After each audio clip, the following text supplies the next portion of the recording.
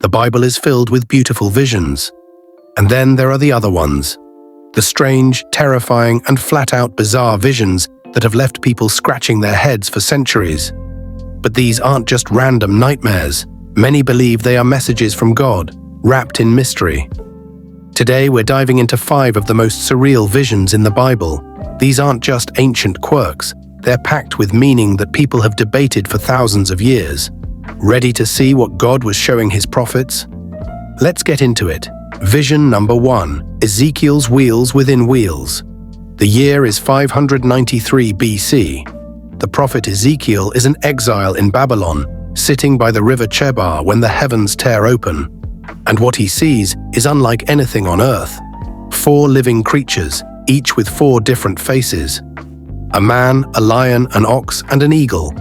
They have wings and feet like polished bronze.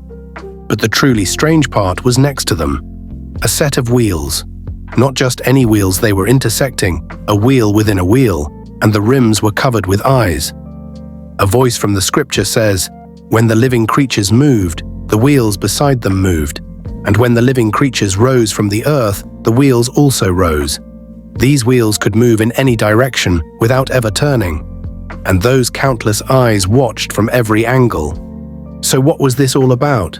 This wasn't just a bizarre celestial machine. This was a vision of the throne of God himself.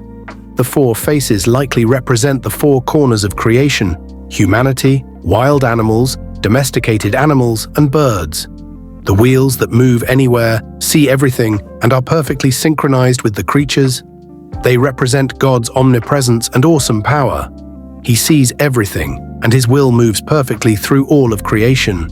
Ezekiel was being shown that even in exile, God wasn't distant. He was right there, mobile, all-seeing, and in complete control. Vision number 2. Daniel's 4 beasts from the sea. Years later, the prophet Daniel has a vision that shakes him to his core. He sees a raging sea, and from it, 4 monstrous beasts emerge. First, a lion with eagle's wings. Then, a bear, raised on one side with 3 ribs in its mouth. The third is a leopard with 4 wings and 4 heads. And the fourth, Daniel can barely describe it. Terrifying, powerful, with iron teeth that devoured and crushed everything. A voice from the scripture says, "It had 10 horns. And I saw another horn, a little one, coming up among them, before whom 3 of the first horns were plucked out by the roots." Now this is where it gets really interesting. A dominant interpretation of this vision sees it as a prophetic timeline of world history. In this view, the lion is Babylon. The bear represents the Medo-Persian Empire. The 4-headed leopard is Greece, split into 4 kingdoms after Alexander the Great. And the 4th beast? That's the Roman Empire and potentially a future, final empire to come.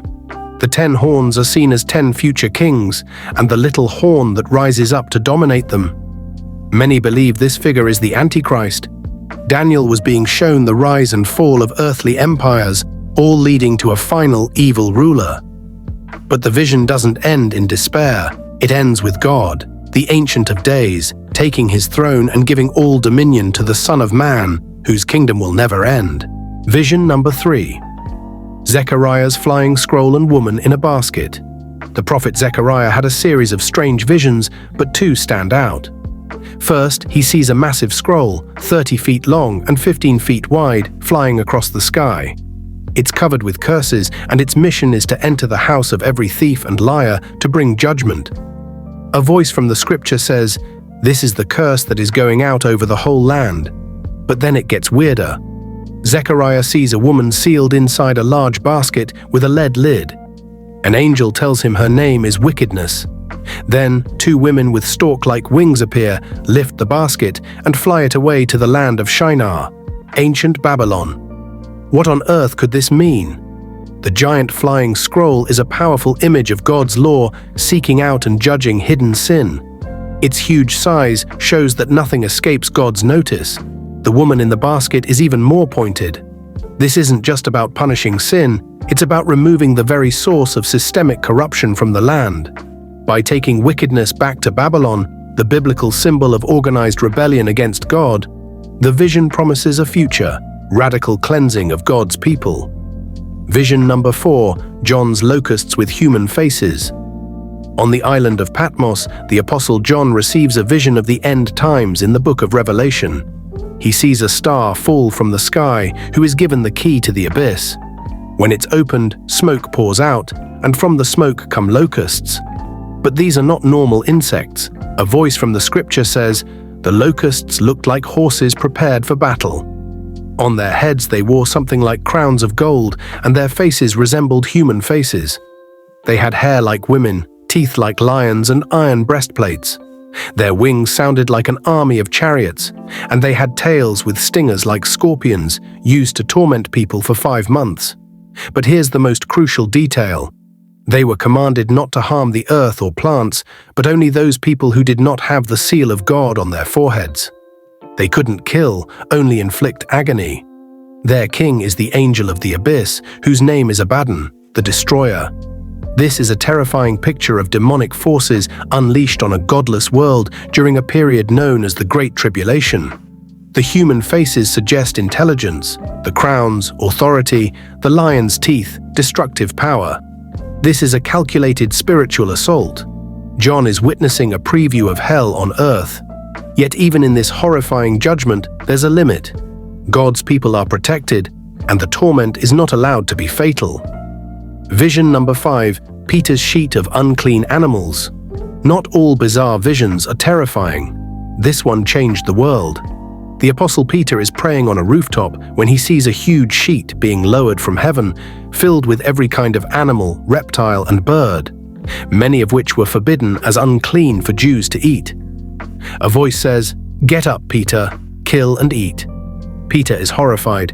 "Surely not, Lord. I have never eaten anything impure or unclean." The voice answers, "Do not call anything impure that God has made clean." This happens 3 times.